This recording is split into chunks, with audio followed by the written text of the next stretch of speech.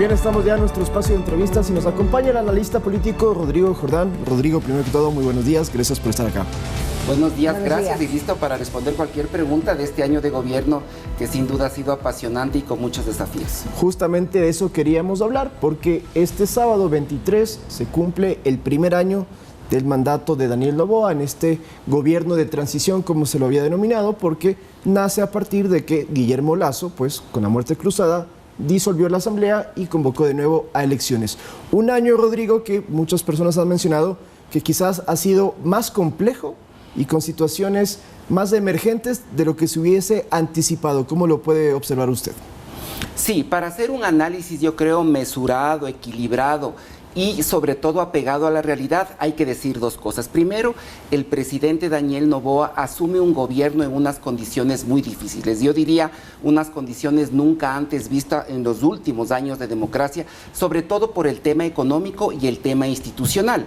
Y segundo, también yo recuerdo que había escrito para la cadena CNN un artículo en el que decía: vamos a elegir un presidente sin tiempo, vamos a elegir un presidente que va a tener muy poco margen de maniobra, tomando en cuenta, por ejemplo, la velocidad que tiene la contratación pública, que siempre es muy baja para ejecutar cambios estructurales. No solo se necesitan 4 años, sino mucho más. Entonces, decíamos que el presidente no va a tener mucho tiempo y este mandatario lo que debía hacer es, sobre todo, poner en orden la casa, tomar medidas, por ejemplo, para darle viabilidad económica a un Estado que prácticamente estaba quebrado.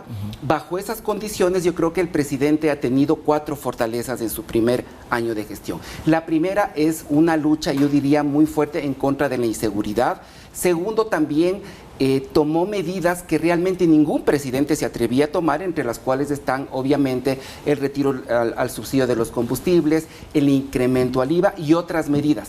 También creo que se enfocó mucho en tratar de gestionar todos esos problemas energéticos que traíamos ya desde hace mucho tiempo a propósito del tema de apagones, y finalmente creo que también se ha ejecutado una tarea importante para tratar de que los jóvenes puedan tener acceso, por ejemplo, al mercado laboral, para que puedan tener acceso, por ejemplo, a una mejor calidad en educación. Yo me centraría en esos 4 ejes que creo que para este año de gobierno son los más fuertes que ha tenido el presidente, y lo que ya decíamos, con demasiado poco tiempo en unas condiciones, yo diría, muy adversas y difíciles. Y diría, para terminar, que el presidente ha tenido que enfrentar problemas, yo diría, históricos, complicados, y a pesar de eso vemos que todavía el presidente tiene un capital político importante. Condiciones cuesta arriba, sin duda alguna. El tema del momento, la crisis energética, y con el poco tiempo de gobierno que se tiene y la complicación de la contratación pública, se han hecho avances. Ya estamos en menos horas de racionamiento y se prevén con estos contratos firmados también que vamos a ir solucionando este tema energético. ¿Este es uno de los últimos logros del presidente Noboa? Así es, a nivel energético tenemos que decir que han ocurrido 2 situaciones. Primero, el país, antes de la presidencia de Daniel Noboa, siempre le había apostado a la energía hidroeléctrica, pero hubo un factor que no se calculó: el cambio climático y las sequías. Y nosotros siempre decimos que, por ejemplo, el parque térmico hubiera estado en mejores condiciones y que en los anteriores gobiernos se hubiera invertido en adecuaciones. Pero a pesar de que el parque térmico, que tenemos más o menos unos 1.800 megavatios en capacidad instalada, hubiera estado bien, igual el déficit era fuerte, era complicado, y poder revertir eso en muy poco tiempo realmente es complicado. Y yo creo que ahí se han tomado medidas para tratar de darle la única solución que tenía el país: contratar energía térmica en tierra o flotante para tratar de paliar la demanda. No nos olvidemos que el Ecuador es un país en el cual la demanda de energía crece año a año, obviamente. ¿Por qué? Porque ha existido un crecimiento económico, aunque sea pequeño o más grande en los anteriores años, pero un síntoma del desarrollo de cualquier país sostenido es que la demanda de energía sube. Entonces, obviamente, este tipo de contratos siempre tardan. Hay personas que dicen, bueno, ¿por qué la luz no está mañana, pasado? Siempre cualquier solución térmica puede tardar mínimo de 4 a 6 meses. La gente muchas veces pide obras, que quiero ver ya resultados. Usted nos dirá si el cambio de matriz energética, que es lo que se está trabajando, y lo de seguridad, que también ha mencionado, son obras que quizás en corto plazo no se pueden medir, no se pueden evidenciar, pero ¿cree usted que hay indicios de que en unos cuantos años podamos empezar a registrar lo que ya se está realizando? Uno de los aspectos más importantes es que esta crisis energética le va a dejar una secuela de cambio positivo al Ecuador. Es decir, dado que esta crisis no se había registrado, digamos, nunca en el Ecuador o hace muchos años, esto va a dejar unas marcas para que los próximos gobiernos, y obviamente si es reelecto el presidente Daniel Noboa, puedan ejecutar medidas con prioridad. ¿Qué es lo que habíamos nosotros como país dicho antes? Bueno, todo es hidroelectricidad. Ahora, yo diría, con esta crisis, la lección es hay que transformar definitivamente la matriz energética del país, buscando otras opciones, dado los temas de cambio climático, sequía, que incluso yo veía a un experto en Colombia, ayer o antes de ayer, decía que incluso los embalses en Colombia no habían tenido tanta baja desde hace 30 años. Es decir, este es un problema que puede ser recurrente, e incluso yo vi hace poco algo que es impensable, que el río Amazonas se está secando. Es decir, esto es totalmente fuera de control de cualquier previsión que incluso la misma América Latina pudo ver. Y en el tema de seguridad, también es cierto que la seguridad obviamente no se iba a solucionar en un año. Yo había consultado a algunos, sobre todo expertos en la materia, y decía que estos procesos llevan en el mejor de los casos entre 6 y 7 años porque vienen acumulados en el tiempo. Ahora sí es cierto que hay lugares, por ejemplo, que antes no se podía ingresar, ahora obviamente se puede ir, se puede ver, por ejemplo, como en provincias como Esmeraldas, en ciertas provincias donde había mucho conflicto, ahora ya es posible ir mucho más tranquilo. Obviamente esa es una tarea del día a día y no hay que descuidarla ni un solo minuto. Pero un poco se puede ir midiendo también eso que tú decís, las cifras, ¿no? El 18% de reducción en los homicidios de nuestro país es una de las conquistas del gobierno nacional, que sí se lo puede medir en estos momentos, y eso es un resultado del plan de seguridad que se está realizando. Claro, vamos a poner aquí, yo diría, una analogía que es importante. El presidente Daniel Noboa aún conserva un capital político importante, es mi criterio. Y obviamente eso está anclado mucho a ese 9 de enero del año 2024 en el cual el presidente declara el conflicto armado interno. Entonces ahí realmente vimos una política no solo de gobierno, sino un poco más de Estado para luchar contra las bandas narcodelictivas. Y yo creo que eso se le quedó a la ciudadanía, más todas las acciones que se han venido ejecutando. ¿Por qué? Porque sin seguridad no hay desarrollo.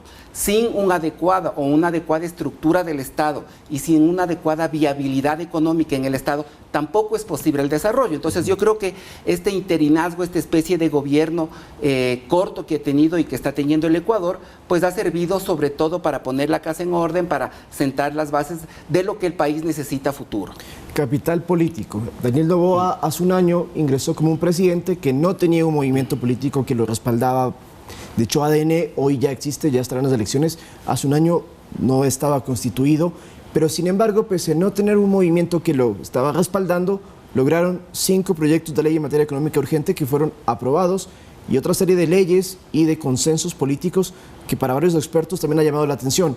¿Usted cómo califica entonces que justamente un outsider, como fue Noboa en su momento, hoy en día agrupa quizás una de las primeras fuerzas políticas del país luego de Revolución Ciudadana?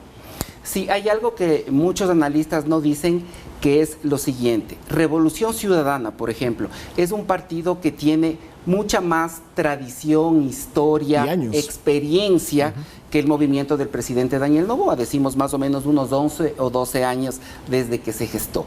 Y vemos ahora, por ejemplo, que ADN es una de las tiendas políticas que le está haciendo competencia a la izquierda del Ecuador. ¿Esto qué quiere decir? A pesar de que muchas personas, obviamente, critican la gestión del gobierno, podemos ver, por ejemplo, que para la próxima reelección el presidente todavía sigue siendo una de las principales cartas de reelección, porque obviamente también podríamos esperar que en este año quizá hubiera existido una debacle mucho más fuerte. Obviamente el tema de apagones sí golpeó la popularidad del presidente, porque este es un factor obviamente que es del día a día y las personas no solo que ven afectados sus actividades económicas, sino también en temas de educación, en todo aspecto. Perdón, de todas las crisis que hemos tenido, si hablamos de seguridad, quizás el impasse con México y otras situaciones, lo energético fue lo que más impacto ha tenido. Sí, nosotros habíamos dicho hace unos 6 meses, que este sería uno de los principales factores que podrían golpear la popularidad del presidente. Digamos casi lo único, porque nosotros hemos visto, por ejemplo, si nosotros vemos la curva de aceptación de gestión, obviamente sí ha existido una baja en el último tiempo, pero el presidente todavía se mantiene como una de las principales cartas de reelección, y sobre todo algo que es atípico, que no existe ningún otro político, ni de derecha ni de izquierda, que esté cerca, por ejemplo, de los números que hoy tiene el presidente a nivel, por ejemplo, de opciones electorales. Vemos que está el presidente Daniel Noboa, la izquierda, y vemos que abajo hay un gran, yo diría, un espacio muy importante que puede incluso expresarse en 15, 20, 17 puntos de diferencia, lo cual nos quiere decir que para el próximo ya proceso electoral, que está muy cerca, nuevamente el presidente será protagonista junto con la izquierda de lo que dicen obviamente las encuestas, que como ustedes saben, las encuestas también ya no tienen tanta credibilidad. Habría que ver qué es lo que ocurre, pero el presidente sigue siendo la principal carta. La principal carta, y si se soluciona rápidamente en diciembre, como ya lo ha dicho, con los contratos, la energía eléctrica, el suministro, menos horas, es posible entonces que recupere toda la popularidad perdida por este desgaste político de la crisis energética el presidente. Así es. Muchas veces se puede pensar que el proceso electoral está a la vuelta de la esquina, pero ya mañana o pasado. Todavía las elecciones son en febrero, y aquí hay otro tema, que la segunda vuelta todavía es en abril y que la posesión presidencial todavía es en 6 meses y más. ¿Esto qué quiere decir?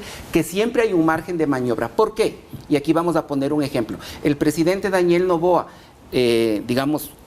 logró captar la simpatía de las personas, acordémonos en el último proceso electoral, finales del año anterior, en muy poco tiempo, esto es en semanas.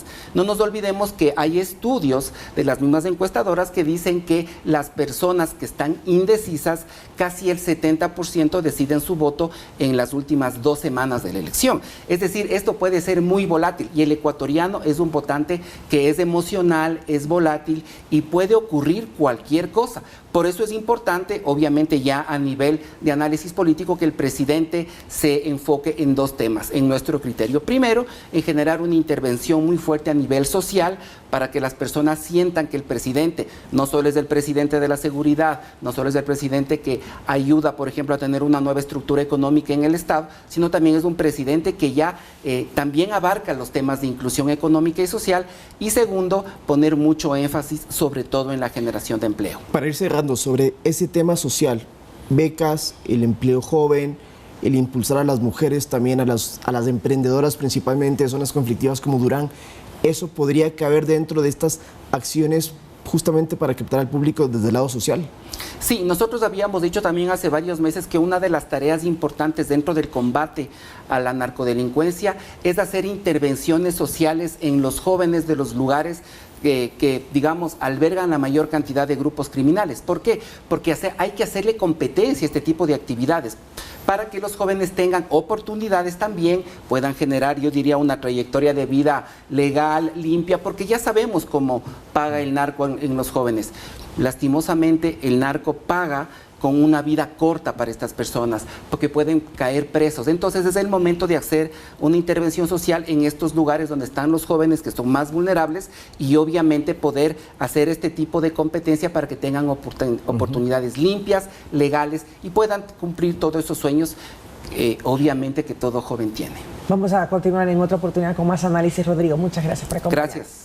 Rodrigo Jordán, analista político, comentando esto, que el presidente Noboa cumple 1 año de gestión este sábado 23 de noviembre. Con esto nos vamos a ir a una pausa, volvemos con más información, ya se prepara el enlace público.